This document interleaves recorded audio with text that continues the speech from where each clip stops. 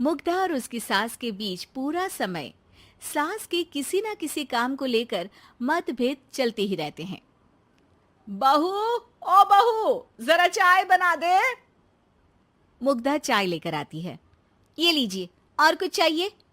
अरे नहीं, बस चाय पीने का मन था। जाओ, तुम दूसरा काम करो। चाय पीने के थोड़ी देर बाद सास दोबारा मुग्धा को आवाज लगाती है।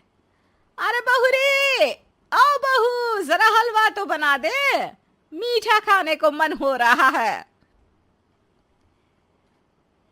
इसी तरह मुग्धा की सास पूरा समय कोई ना कोई काम बताकर उसे रसोई से बाहर तक निकलने नहीं देती।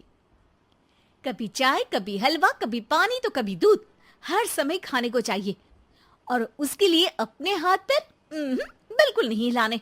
परेशान किया हुआ है इन्होंने। सास के जबरदस्ती परेशान करने की आदतों से दुखी मुग्धा एक शाम सचिन के साथ अपने कमरे में बैठी हुई बात कर रही होती है। सुनो जी, मम्मी जी की ये जानबूझकर मुझे परेशान करने की फरमाइशों से मैं बहुत फ्रस्ट्रेट हो चुकी हूँ। पूरे दिन में एक सेकंड का आराम नहीं मिलता।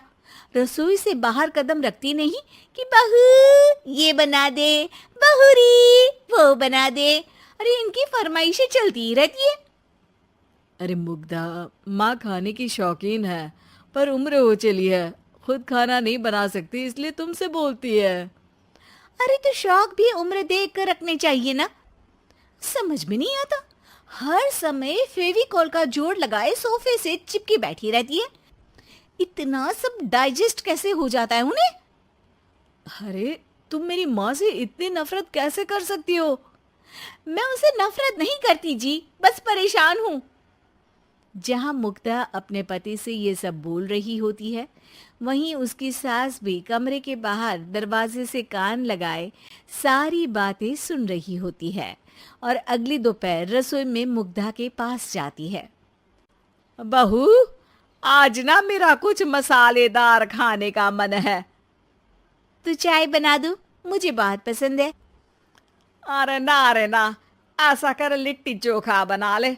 और हाँ, जितना मसाला बातों में मिलाकर पति को सुनाती हो ना, सब्जी में भी वैसे ही डाला करो, खाना स्वादिष्ट बनेगा। सास की बात सुनकर मुग्धा हैरान रह जाती है।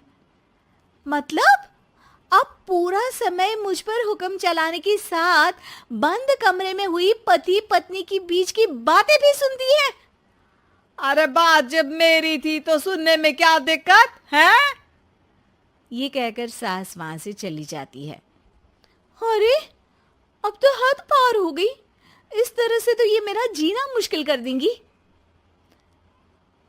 मुग्धा सास की हरकतों से परेशान उसका हल सोचने लगती है और इसी तरह कुछ दिन बीत जाते हैं, जिसमें सास का जन्मदिन आता है। मुग्धा बहुत खुशी के साथ अपनी सास को एंड्रॉयड मोबाइल गिफ्ट करती है। मम्मी, आपको सबसे बात करने के लिए बहुत दिक्कत होती है ना? कभी सचिन तो कभी मुझे बोलना पड़ता है, पर इस मोबाइल से आपको कोई दिक्कत नहीं होगी। एक जगह बैठे बैठे बहुत कुछ कर सकती हैं अब आप। मोबाइल देख सासू माँ खुश हो जाती है, पर उसे इस्तेमाल करना तो आता नहीं, इसलिए साइड में रख देती है। जिसे देख मुग्धा घर का सारा काम छोड़ मोबाइल सेट कर सास को इस्तेमाल करना सिखाने लगती है, जिसके बाद अब सास पूरा समय मोबाइल में ही लगी रहती है। हाय, जब से मम्मी को मोबाइल मिला है मेरी लाइफ में कितनी शांति आई है। अच्छा है, इसी तरह बिजी रहे तो मैं भी सुकून की जिंदगी जी पाऊंगी। अब मुग्धा जब मन करे काम करना, जैसा चाहे वैसा खाना बनाकर खाना, पूरा समय रिलैक्स और खुश रहने लगती है। क्या बात है, आजकल तुम बहुत चहक रही हो।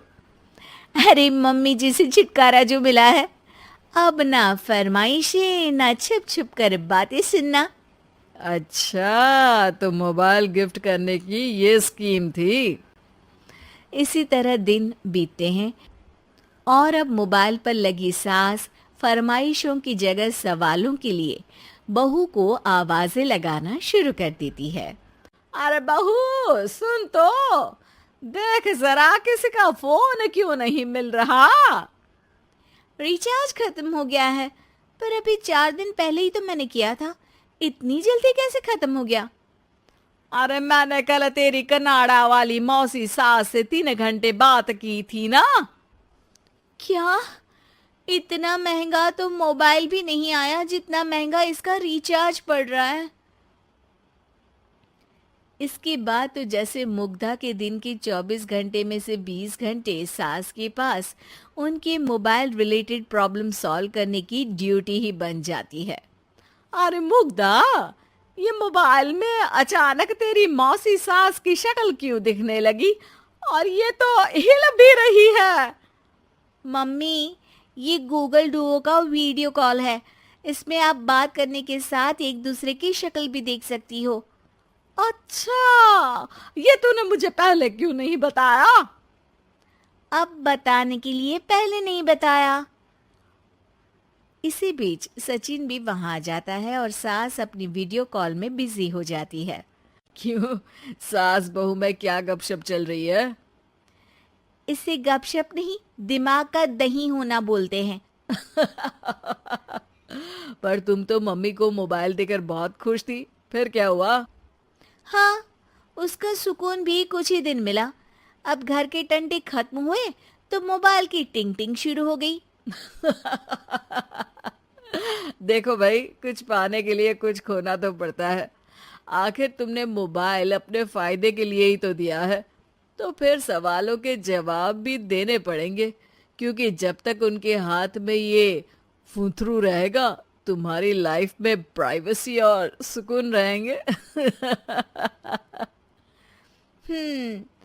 कहने का मतलब है अगर इससे प्यार बढ़े तो दाग अच्छे हैं। अरे मुझे पहले दिन से ही पता है मोबाइल किस मकसद से दिया गया है। भूलो मत, इससे पहले मैं बातें ही सुनती थी। सास की ये बात सुनकर मुग्धा शॉक में और सचिन हंसता रह जाता है।